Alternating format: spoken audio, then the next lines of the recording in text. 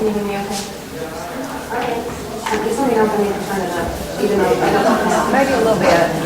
Okay. Turn it up? A little bit. For my 6-year-old to figure it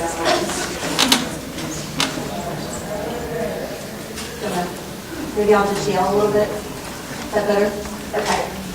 So I get a little bit torn on this topic because it's very important to me. It became important when I was pregnant with my first daughter 6 years ago. I guess almost 7 now. I just started worrying about all the things that were out there that could affect my baby. You know how we get kind of psycho when we're pregnant. So, but the thing that I get torn about is that there's so many other things when we're in the clinic and when we're seeing patients that we need to address them, like smoking in front of your kid or shaking your kid, you know. So I think this topic to me is important, but how well you can use it in your practice, I don't really know. But generally, I say talking about this kind of stuff with the parents that aren't smoking in front of their kids, and I'm not worried about them shaking their babies. The ones that are asking questions, and then also probably the main thing that I do with the information is just change how I purchase things and how we live in our house, just to kind of maybe make a small difference in maybe how things are produced and how we look at stuff that we buy. So anyway, my husband added some slides this morning. I haven't even seen them yet, so bear with me. It could get kind of... Sure. I guess he was just trying to let you know that there's many ways that we can be affected. We can breathe it, it can go in through our mouth, it can go in through our skin, our hair. Okay, so the reason that's important for pediatrics is because pound for pound, a child's chemical exposure is greater than for adults because their organs and their systems are developing and their ways of breaking down and excreting those toxins aren't developed yet like they are with us. So that's why it's more important for kids. It's not saying that it's okay for you guys to be exposed, but for a kid, it's just a little bit harder on their body. All right, this is usually the main question that I get, so I thought I'd start with this one. If you have a water bottle in your hand, there's a little number on the bottom. Anything that's plastic should have a number. Sometimes it doesn't have a number and it has a little PP in it, and that's a number 5. So in general, number 1s are water bottles. Used to be milk jugs. I don't know if milk jugs are even in jugs anymore, but 1s are okay, but they're meant for one-time use. Okay? So you don't need to refill it. You don't need to heat it. You don't need to do anything with it. When you're done with it, recycle it. Kind of makes me feel a little bit funny about buying them because if you can only use it once, maybe we should just not use them. I brought a couple of water bottles that we use. Even my daughter's sippy cups and baby milk bottles were glass when they were growing up. We've never had one break, and we keep the rubber, things around them. So those two up there are Life Factory.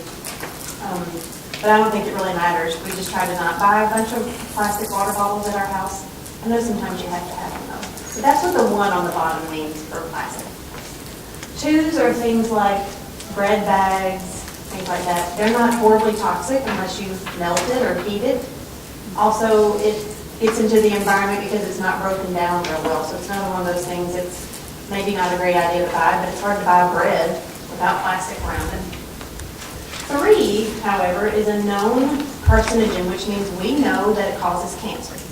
Without a doubt, we know. But if you look at all the things that 3s are in, it's just all around us. And this talk might scare you a little bit. You're going to be like, okay, well, I can't go anywhere, but yet my house is toxic, so I need to go, but there's nowhere to go, right? So it's in everything. I mean, I don't have really good advice on how to avoid a number 3 plastic. Except that, they are trying to do better now with taking some of the toxins out of them, and we'll talk about that in a little bit. But there's been some research that connects number 3 not only with cancers, especially breast cancer, but also with obesity, some hormone dysregulation, endocrine disruption, autism, and asthma. There was a study about kids who had vinyl flooring. I guess it would be more like a laminate or something in their bedrooms. They had a huge increase in the risk of asthma. But who knows, maybe that type of house is also where they're more likely to smoke in it. I don't know. But the research did show a connection with asthma and PVC type flooring. All right. Number 4, We generally don't talk that much about that in here on this talk because you don't really see it that much on things that you would come in contact with. Number 5 is generally okay, it's polypropylene. I think we just don't know yet what's in 5. I think it's coming someday, but for now, we think number 5 is okay. Number 6, however, is kind of similar to styrofoam. Generally, number 6 is the lid on this Great for the Environment Starbucks cup. And any kind of little, like when you're at a restaurant and they give you a cup to put your sauce in with a lid on it, that cup is a 6. Most, like Dixie cups, those are usually a 6, like the red ones, not the little kind that you use in the bathroom. And also, you know, styrofoam, yogurt cups, disposable utensils, they are a 6. And those accumulate in lipid-rich tissue. So the things in your body that are lipid-rich that you really care about is your CNS. So it's going to have more neurotoxic effects on it. So also I found some research that it might affect hormones, like menstruation, and some problems during pregnancy. It's a known carcinogen, and it can cause some chronic anemias, and again, it's neurotoxic. Number 7, they're kind of phasing number 7 out. All those Nalgene water bottles were like the big thing that everybody realized was a number 7 a few years ago. Also, baby bottles were a 7 for a long time. So they've taken out the BPA. Whether or not they've taken out the other carcinogens in it, I'm not really sure. We just try to avoid them.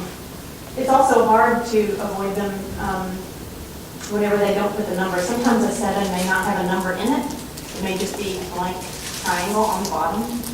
So sometimes it's hard to avoid number 7s. If you buy a canned good and it has a white liner on the inside, that white liner is made of a number 7 plastic, and it has BPA in it. And it has other carcinogens in it. So you cannot tell by looking at the outside of the can if it has the liner on the inside of it. So at Whole Foods, one time I was going through and I couldn't figure it out, and they marked out the barcodes and they let me buy several cans, and they said, they gave them to me for free, and they said, let us know which ones have it. So apparently they don't even know, but they really do try to only buy the brands that don't have it, but until they open it, they don't know for sure. So there's really not a good way, but you know, if you find some brands that don't have the liner, I would stick with those brands. Usually if it's organic, it doesn't have the liner in it. Infant formula, those packages that they put the powder in, is generally a 7, which is kind of scary. And then I know this is a little bit weird, but if you get a receipt like at Target and has a barcode at the bottom, that is made with BPA in the barcode. So when you grab that receipt, you should always say, I'll take that in the back, right? Because when you grab that receipt, you're getting BPA on your hands.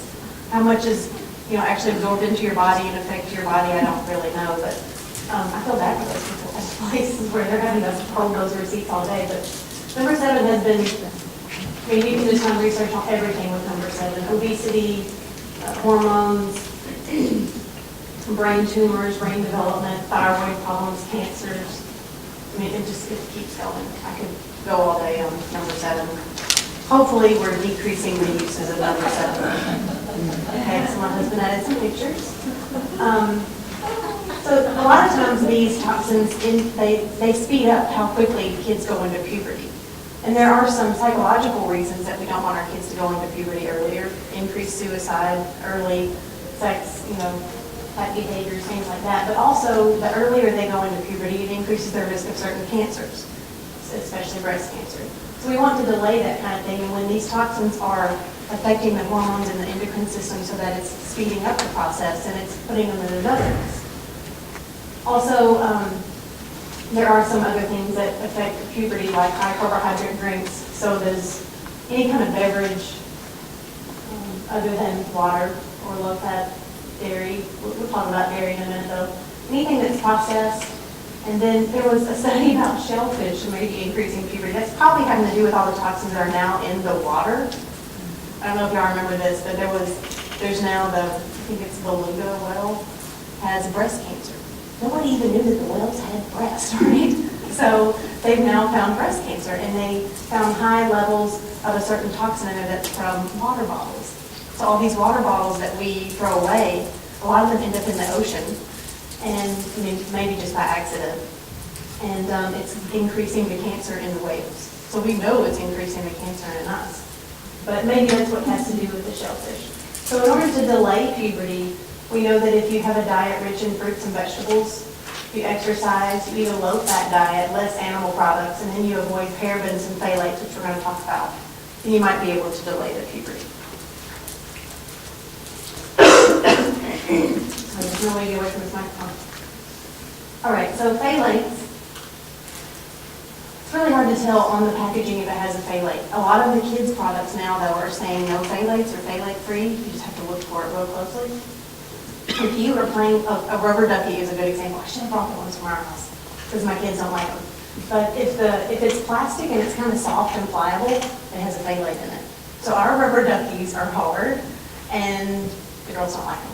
So you can't squeeze them, you know, but that tells me that it doesn't have a phthalate in it. And of course, our research too doesn't have a phthalate. But anything that's a plastic that's soft and pliable, and you know, and your kids love it, and it squeaks, and you know, it takes water into it, you can squirt it out, and it's got a phthalate in it. Also, when you smell something like an air freshener, that's a phthalate.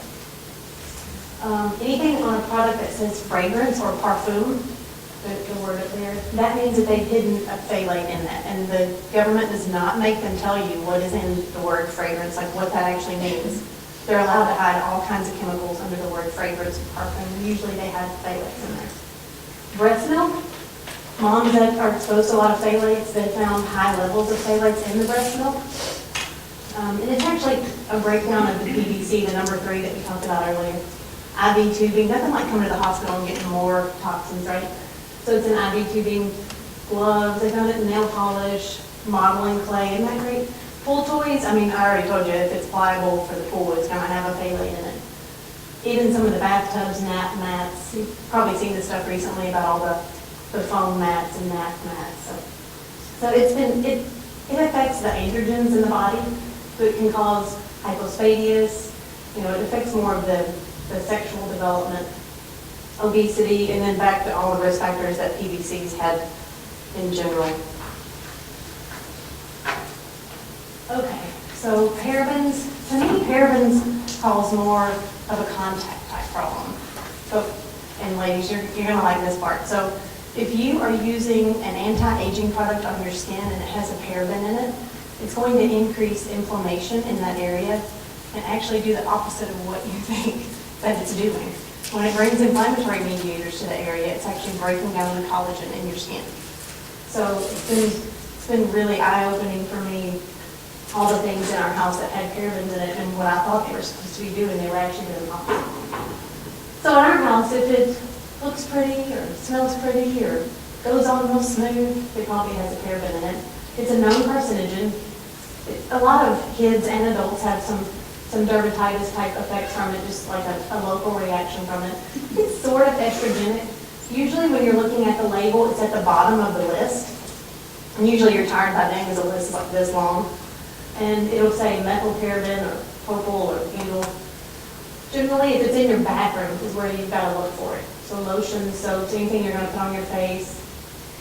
A lot of the kids, you know, baby soaps and lotions have parabens in them.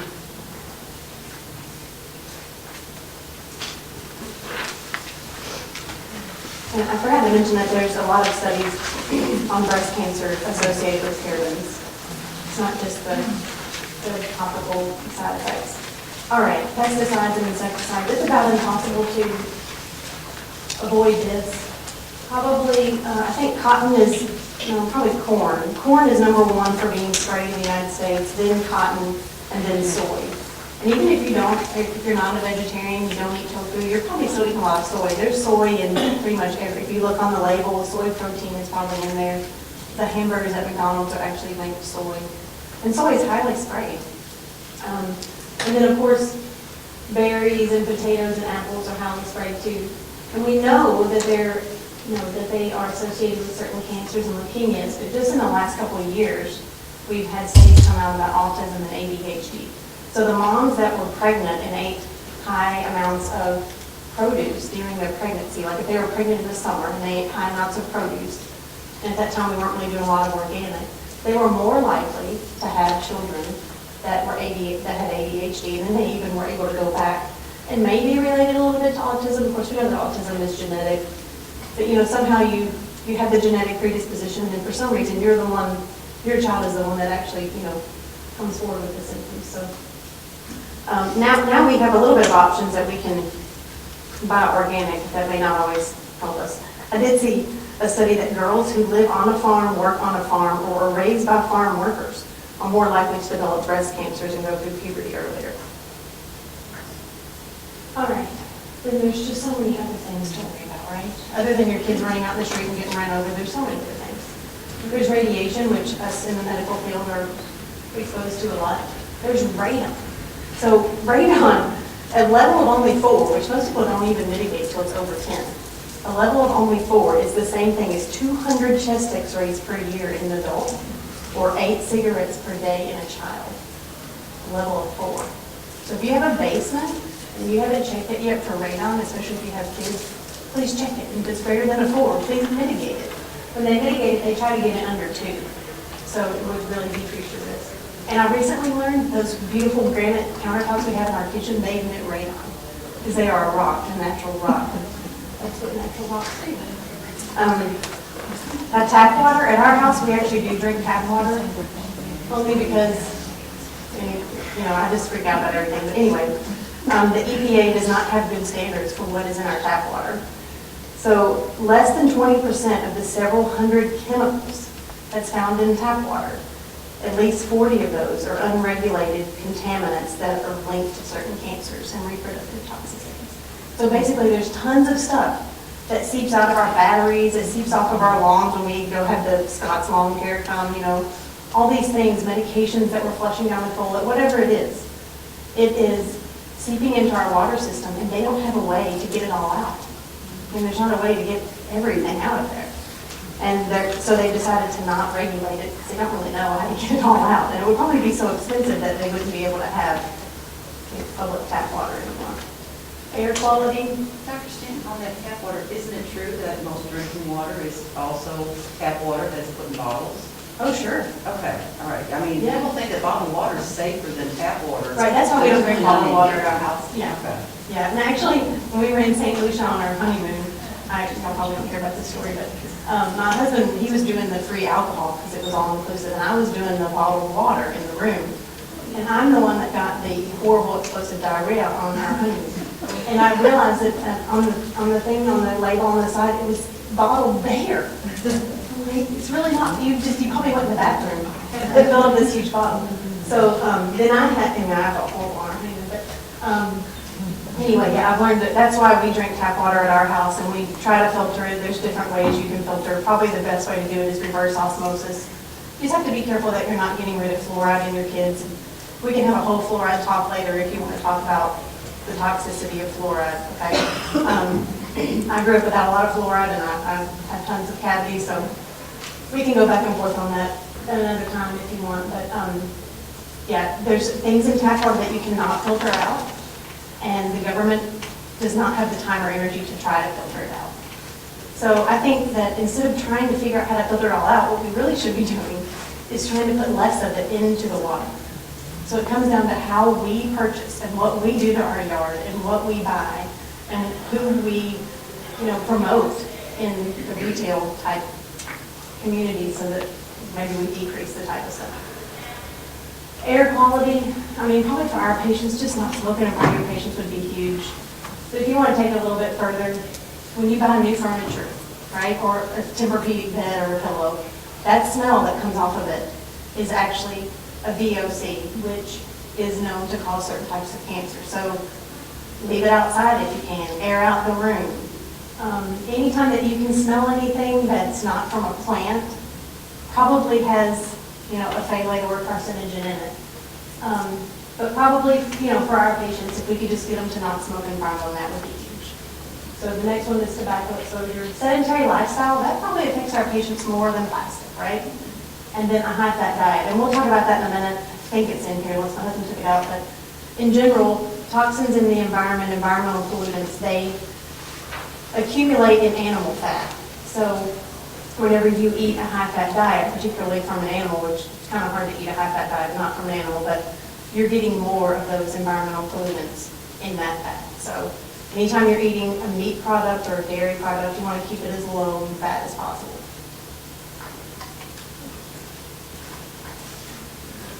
All right, here's a really short list.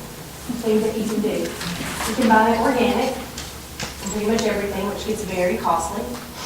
We try to do it. As a matter of fact, we try to just shop at Whole Foods or Good Foods now because they do all the research for you, but your grocery bill will be like 3 or 4 times as high as it will be from just shopping at Kroger. Wash your fruits and vegetables and actually scrub them. I've seen my mother-in-law wash a thing of grapes while they're still on the stem, and you know that all that stuff is not coming off of them. You have to actually wash them or soak them. I make my own vegetable wash with grapefruit seed extract, a little bit of vinegar, and some soap and water. And you can just let it soak in there if you don't want to scrub it, but otherwise I like you to scrub it. Peel your fruits and vegetables if you can't buy organic, even though I'm sure there's toxins that are inside the fruit that have been grown from the soil and from the pesticide, but if you could peel it, that would probably help. Anytime you're going to do a meat product or dairy product, go as low fat as you can. And then this might be also hard with our populations that we deal with, but if you could buy more fresh and less packaged, it would probably help too. If you go to the farmer's market and get your food from there, you're going to be exposed to a lot less stuff than if you buy it in a package. Also, if you can buy it frozen instead of canned, then you're decreasing that risk in BPA. Don't use coated cooking pans. We use iron at our house, and I know it's heavy and it's not as convenient and you can't throw it in the dishwasher, but that's what we use at our house. Plus, it gives you a little bit of iron in case you're iron deficient. Please do not put plastic in the microwave. Even when they did studies on putting like a plastic cover or plastic wrap over your food, that condensation that accumulates and then drips down into your food, that condensation had BPA or other toxins in it. So even the plastic that you put on top, if you buy a meal that has the plastic cover on it, please take it off before you put it in the microwave. There's only a couple brands that actually put the meal itself in a cardboard little bowl instead of a plastic bowl. Like Amy's is one of them. We love Amy's. But. All right, if you're keeping an old UK football cup that you use all the time and it's plastic, you probably need to get rid of it, okay? If it's old or it's scratched, like little kids' sippy cups, when they start biting on the spout and get it scratched, they're more exposed. Just like when you put things in the dishwasher over and over, a little bit of chemicals leach out. The same thing happens whenever you break down that plastic a little bit, with scratching it or biting it. Then more of the chemicals are going to leach out. This one's kind of tough. If you try to buy a toothpaste or a shampoo without sodium lauryl sulfate, which is a carcinogen, it will not foam. So it's not as fun for the kids because their hair doesn't lather up. Their bubble bath doesn't get like ours used to do, where it'd be like bubbles up to here. And they're usually more expensive for some reason when they take out the toxins. So you can find bubble baths that don't have sodium lauryl sulfate. Also, most bubble baths and toiletries and nail polish have formaldehyde in them. I actually have a good, let's see, what is the thing about formaldehyde? I had one in there on formaldehyde that it takes like 50% less formaldehyde than it used to take to embalm a person because we have so much in our environment now that we already have it. Isn't that great?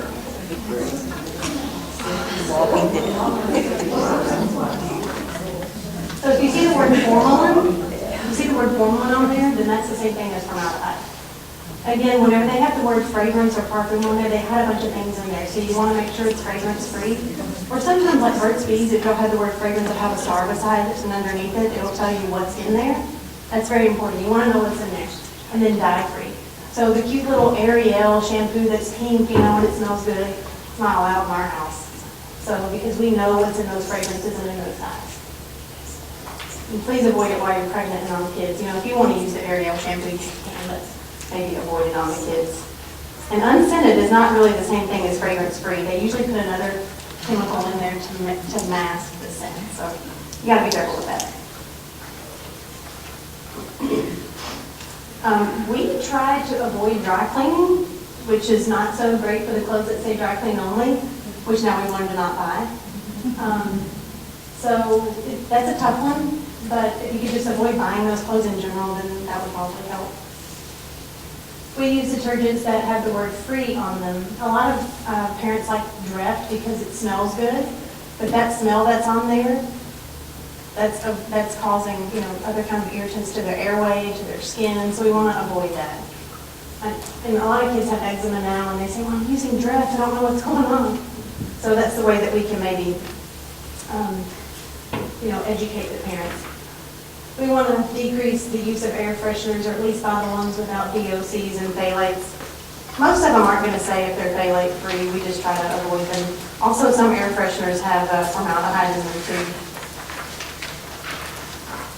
I did run a study with air fresheners that had the phthalates and formaldehyde in them. Moms are more likely to have chronic headaches and more likely to have depression.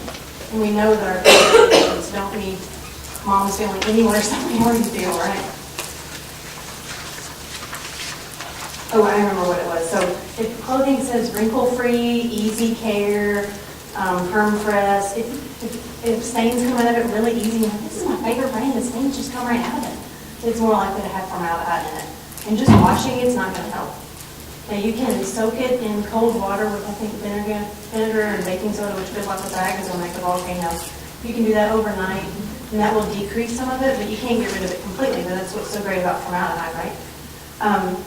And they did studies on kids' clothing and the bedding, and the 3 brands that had the highest formaldehyde were Gap, Gymboree, and Pottery Barn linens.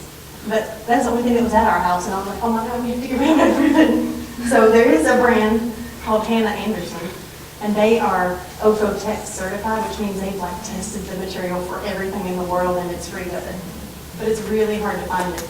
It's OEKO. You've probably seen it maybe like at maybe at Dick's Sporting Goods. Some of those outdoorsy things might have it. The only kids brand that I've found that's been tested for everything is Hannah Anderson. So, also, if clothing is flame resistant or flame retardant, that has formaldehyde and other types of chemicals in it that increase the risk of cancer. And no study has been shown that actually, or at least not recently, that shows that it actually decreases the chance that the clothing will catch on fire. So to expose your kids to those chemicals without a real benefit, I would think that would be a no-brainer. But nowadays, if the clothing, if the pajamas say wear snug, that generally means they did not put a flame retardant in it. So if it's like a fleece and it's hanging on your kid and it's a footed PJs, it probably has a chemical in it to keep it from catching on fire. But if it's real tight on the skin, then it usually does not have the chemical, if that helps at all. So, I know that you'll need more things to do. Vacuum and dust. I love it when I give this one to the residents because they're like, really? Like, and then you can make your own cleaning products. There's a woman called Sophie Uliano. She has tons and tons of videos on YouTube on how to make your own stuff, and she's very frugal about it. And Pinterest and YouTube, you can make your own things. Also, Jessica Alba has her own company called The Honest Company you can order from. We just tend to use vinegar a lot in our house, but we use glass and steel containers for our food. We don't use plastic. I need to bring the little fabric. Y'all seen the little fabric sandwich bags that Velcro over? No, I should have brought that. Anyway, we just throw it in the washer when we're done with it. We try not to use Ziploc bags. And then we try to use these instead of plastic containers at our house. Obviously, you can't put them right by, but you can't put plastic in there either, right? And this one is glass. And you would think that having, sending this in a kid's lunch, that it would be broken. And we've never had one break yet. So they're pretty good. This one is Anchor. They also make it in Pyrex. Here's another metal one. And they go in the dishwasher just fine. And they don't break down over time. Plastic lid on glass. Yeah. I mean, you just hope that it doesn't come in a lot of contact with the food, So, baby feeding rings. Yeah, good luck with those. When my kids were going through it, they weren't as worried about, they didn't know as much about phthalate, so they weren't really putting it on the label, so our kids didn't have teething rings. But I think that you can find them now. You can find them now that say phthalate-free, BPA-free. Now, what they're replacing it with, I don't know. Probably someday we'll figure out that what they're replacing it with is probably worse. Okay, don't spray for bugs or weeds in and around your home. That's a tough one too because nobody wants to have mosquitoes biting you all the time. Actually, if you spray Listerine on your yard, it can help, but that smells hideous. So maybe try to avoid the times of the day that it's the worst, or use the ones that are deep free. The less packaged it is, the less things you're getting exposed to. There is a site called EWG.org, Environmental Working Group, and you can look on there for any product or any chemical, and it'll tell you. what the cancer risk is of. I thought the studies in the beet showed that was the only chemical that would prevent mosquito bites, especially on children. It is the most effective one, but it's also the most carcinogenic. I understand that, but. I know, Wayne, West Nile. I know, I know. what do you build this? It's a tough one. I mean, I totally agree with you. I don't know. We use those little bands at our house that are deep free that they wear on their wrists and on their ankles. But they've done studies on We this. take our and they're not- chances. Yeah, they're not very effective. Of course, yeah, deep. Okay. And if you're going to like Africa in a really, high mosquito area, then I would just put some meat on. But on a daily basis, exposing your kids to that, I think, gonna have to take our chances. I don't know, it's a tough one. Who's looking into this other than you? Well, there actually are a lot of groups, like the Environmental Working Group. They're constantly trying to find something that's as effective as But I mean, all The of these government? things, all of these things, who's responsible for protecting these children and? Well, it's supposed to be the FDA and the government. Now, in Europe, they banned like over 1,000 chemicals to be in any beauty product, any Right. detergent, or anything like that. But in the U.S., we are more worried about money. And so we just, we're not going to spend the money to affect those companies bringing in money. And so I can't really say that in the U.S. that a lot is going on. I forgot to tell you about the Dirty Dozen, the Clean 15. So if you could find this online and take a screenshot of it and just have this in your phone, your smartphone when you go to the grocery store. The Dirty Dozen, you need to always buy those organic. And then the Clean 15, those are less likely to be sprayed. So if you want to save money and not buy everything organic, the Clean 15, you'd be pretty safe buying those not organic. Is there guidelines on what is better organic than other? Because, there have been some organic farms that have used some fertilizer, which is very natural, but was contaminated with hepatitis. Right. I mean, think that's very is there rare. something, is there labeling there that, and nothing special, just as long as it's organic? No, I know, there's a risk with, no matter what you choose, there's going to be a risk. I totally agree with you. I did go out to Elmwood Farms, though, and ask them a billion questions. I'm totally taken off guard. And they actually do a pretty good job, and so we've joined their CSA. They do everything organically, and their animals are raised real humanely. But yeah, Elmwood. And I think Mark's Ferry does a good job around here, too.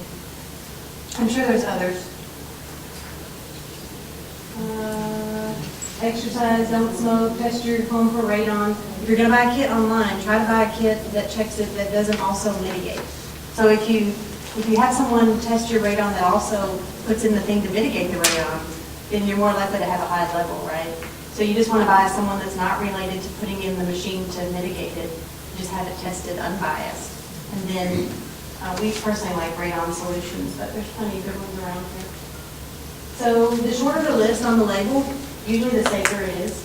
And then if you always think slow, if it's seasonal, it's local, it's organic, and it's whole the way that it should be, then it's a little bit safer. Keep that in mind. These are like my favorite links to go to if you're going to be around. If you have a way to show kids videos, the Bill Nye Stuff Happens DVD is really good. Gorgeously Green book. Actually, I have mine with me. She's probably my favorite. She really breaks it down simply. I had a bunch of research that I have on these papers. She doesn't fill you with a lot of research, but she does her research.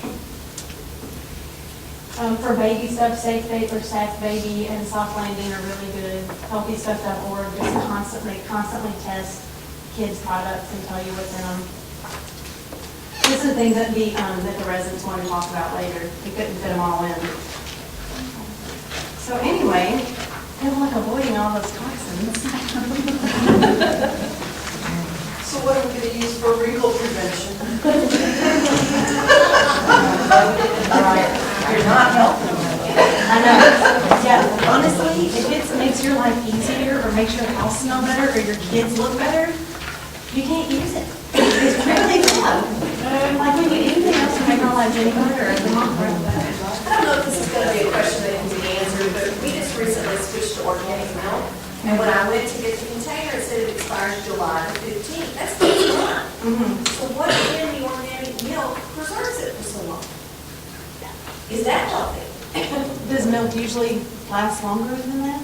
Less than Yeah, that? the lamb milk Yeah. lasts for 6 weeks, whereas the regular milk, and it's a process, you can Google it.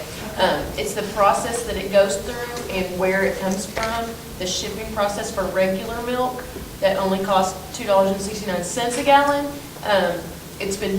It's taken so long to get to you, plus there's like natural preservatives in organic milk that are broken down in the process of making it not organic. So, yeah.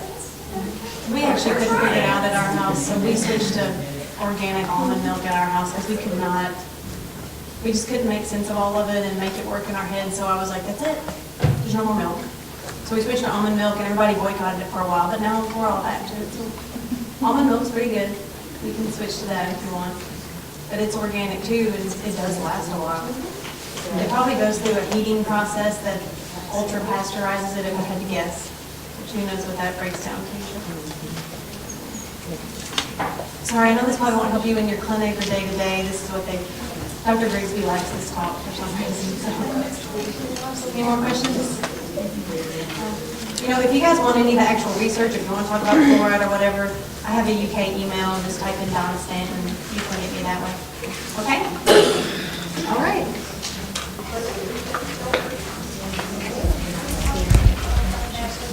Thank you, Dr. Spinks.